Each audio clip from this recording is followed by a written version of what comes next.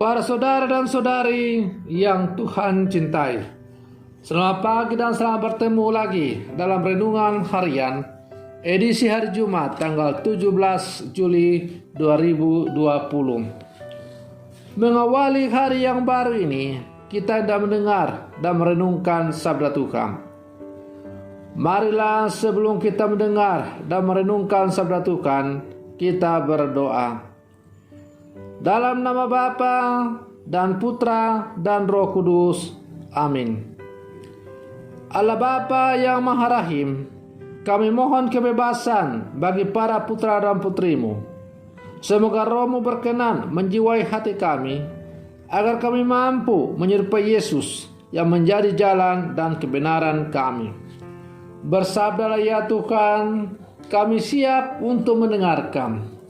Semoga sabda-Mu yang hendak kami dengar dan renungkan bersama ini untuk mengawali hari yang baru ini sungguh menjiwai seluruh kehidupan kami di sepanjang hari ini. Terpujilah Engkau Bapa, Putra dan Roh Kudus, kini dan sepanjang segala masa. Amin. Para saudara dan saudari yang Tuhan cintai, sabda Tuhan yang hendak kita dengar dan renungkan bersama untuk mengawali hari yang baru ini diambil dari Injil Matius pasal 12 ayat 1 sampai 8. Tuhan sertamu. Inilah Injil Tuhan kita Yesus Kristus menurut Santo Matius. Pada suatu hari Sabat, Yesus dan murid-muridnya berjalan di ladang gandum. Karena lapar, murid-muridnya memetik bulir gandum dan memakannya. Melihat itu, berkatalah orang-orang Farisi kepada Yesus, "Lihatlah, murid-muridmu berbuat sesuatu yang tidak diperbolehkan pada hari Sabat."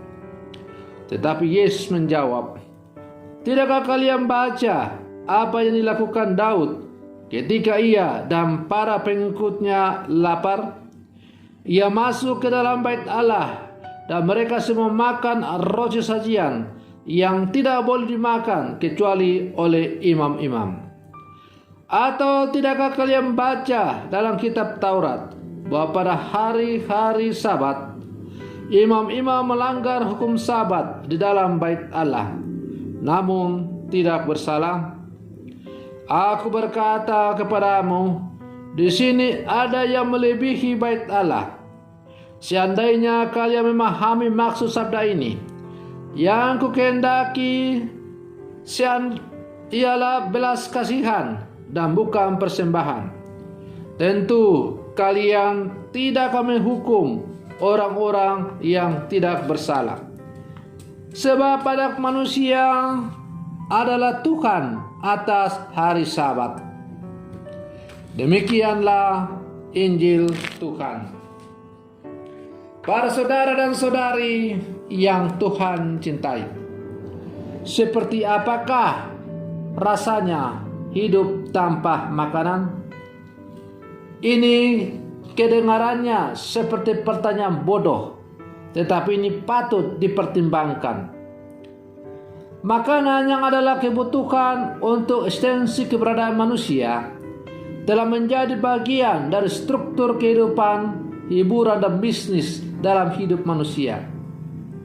Pertemuan di tempat kerja disertai dengan kopi dan snack sudah biasa. Pertemuan di rumah makan juga semakin populer. Kerja dan istirahat bagaikan dua sisi dari sekeping mata uang. Pendek kata, makanan adalah sesuatu yang esensial bagi kehidupan manusia.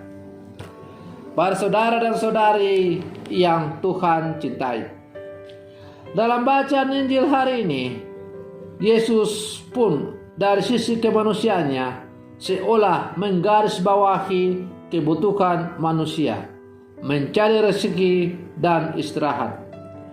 Yesus yang memilih untuk menyelamatkan bukan dari atas, telah berjalan dengan sepatu kita. Dia pun disalahkan karena melanggar hukum Musa tentang hari Sabat dengan memetik biji gandum pada hari suci. Di sini keilahian Yesus pun tergerak untuk mengingatkan penduduknya sendiri tentang alasan Bapaknya mengapa lewat Musa memunculkan hukum ini. Tuhan tidak memberikan hukum demi kepentingan hukum, namun undang-undang ini untuk membawa kita ke dalam keselamatan dan kebebasan. Adalah kehendak Tuhan bagi manusia untuk punya waktu mencukupi kebutuhan hidup dan ada juga waktu untuk beristirahat. Karena itu Tuhan memberi kita hukum Sabat. Inilah tepatnya yang dicari Yesus, dan karena itu Yesus tidak melanggar hukum apapun. Yesus menantang para pemimpin pada zamannya untuk mengingat semangat hukum daripada terjebak dalam ketaatan yang legalistik dari setiap ajaran tanpa harus mengakui tujuan sebenarnya. Hukum untuk manusia, bukan manusia untuk hukum. Para saudara dan saudari yang Tuhan cintai, hukum dari Allah atau hukum Taurat yang diberikan Allah kepada umatnya melalui Musa adalah bertujuan untuk mengantar manusia semakin dekat dengan Allah. Maka yang menjadi tujuan itu bukanlah hukum. Hukum itu hanyalah sarana untuk menuju kepada yang ada di balik hukum itu, atau yang mengadakan hukum itu ialah Allah itu sendiri. Maka hukum tidak boleh menghalangi orang untuk bertemu kepada tujuan utama, yaitu Allah itu sendiri. Nah, para kaum Farisi atau ahli Taurat suka menambah-nambah hukum Taurat demi untuk kepentingan sesama. Tetapi suka menambah-nambah hukum Taurat demi untuk kepentingan diri sendiri, supaya status quo mereka semakin terjaga dengan baik. Dengan demikian, hukum Allah yang diberikan melalui Musa yang bertujuan untuk membebaskan manusia dari belenggu-belenggu dan dengan demikian menghantar manusia untuk bertemu dengan Allah, ternyata berubah menjadi beban bagi manusia, bagi umat Allah, oleh karena kedegilan hati para tokoh-tokoh agama, kaum Farisi dan ahli-ahli Taurat. Para saudara dan saudari yang Tuhan cintai, kita yang hidup di zaman sekarang, kita diajak untuk mentaati hukum-hukum atau perintah-perintah yang diberikan kepada kita, entah itu oleh Tuhan melalui gereja, entah itu melalui negara. Kita diajak untuk mentaati hukum itu.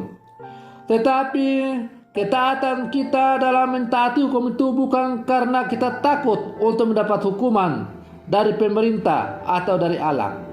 Karena kalau kita menjalankan perintah-perintah itu atas dasar takut untuk mendapat hukuman, maka akan membuat kita jatuh pada sikap legalistik. Kalau kita tidak mentaati aturan, maka kita akan dihukum. Tetapi hendaklah kita melaksanakan perintah-perintah hukum itu, karena dasar datang dari kebebasan hati yang merdeka sebagai anak-anak Allah. Karena kita sadar dan kita percaya bahwa hukum itu sebagai sarana dari Allah untuk mendidik kita, supaya hidup kita itu semakin tertib dan semakin tertata dalam menjalani kehidupan bersama ini. Maka hukum itu hendaklah kita lihat Allah sendiri yang hadir dalam hukum itu untuk menata hidup kita sebagai umatnya. Dan dasar atau semangat utama dari hukum itu adalah cinta kasih yang sangat mendalam. Karena Allah sungguh mencintai umatnya, maka Allah tidak mau supaya umatnya itu hidup kacau balau. Dan karena itu perlu ditata dengan baik, supaya hidup umatnya itu semakin baik dan tertuju kepada Dia. Maka Allah memberikan macam-macam peraturan perintah-perintah untuk kita taati supaya hidup kita semakin tertata dengan baik. Para saudara dan saudari yang Tuhan cintai, sebagai murid-murid Yesus yang hidup di zaman sekarang, kita diajak untuk sungguh mentaati peraturan-peraturan itu dalam semangat kebebasan sebagai anak-anak Allah.